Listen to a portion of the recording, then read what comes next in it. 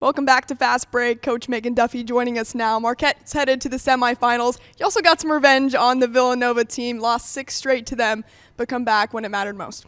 Yeah, that's quite a stat, I guess we just figured out. Yeah, I mean, we've had a tough time against Nova this year. I mean, they're a tremendous team. You talk about Lucy Olson and what she's done this season. You know, most improved in the conference, but tell me somebody in the country that's improved more than her. So we knew it was going to be a challenge. Denise does such a great job.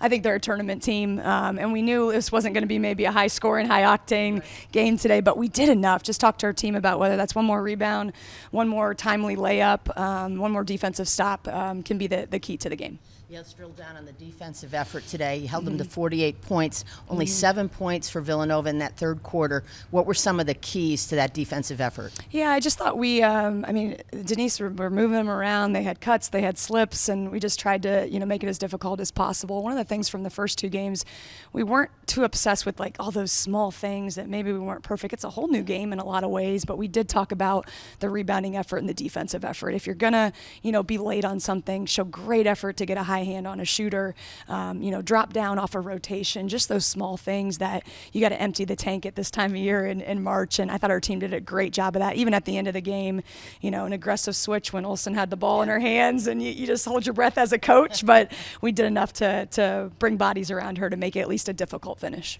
Yeah, and let's talk about the offensive end. Denise Dillon in her press conference talked about your ability to really take advantage of mismatches. You had almost 4 players in double figures, even though you only scored 50 points. Yeah. But talk about that game plan offensively when you were really able to attack mismatches. I think that's something we've actually talked about the last couple of weeks. We got to get more balance in what we're doing and trust each other. And I thought we did a good job of just staying poised. I thought we missed a decent amount of layups, and we kept talking in the timeout. We're executing. We just got to take our time and finish some of those shots. But how about Skylar Forbes, the freshman, and her first atmosphere, just helping Liza Carlin inside, and whether that was on Dulcie or a big rebound, she made her free throws in a pretty pressure situation. So it's somebody like that. Kenzie Hare gets a quick 3, and just small things like that helps Jordan and Liza. And I think maybe our balance was the key. Yeah, great balance throughout and right into that fourth quarter. Right.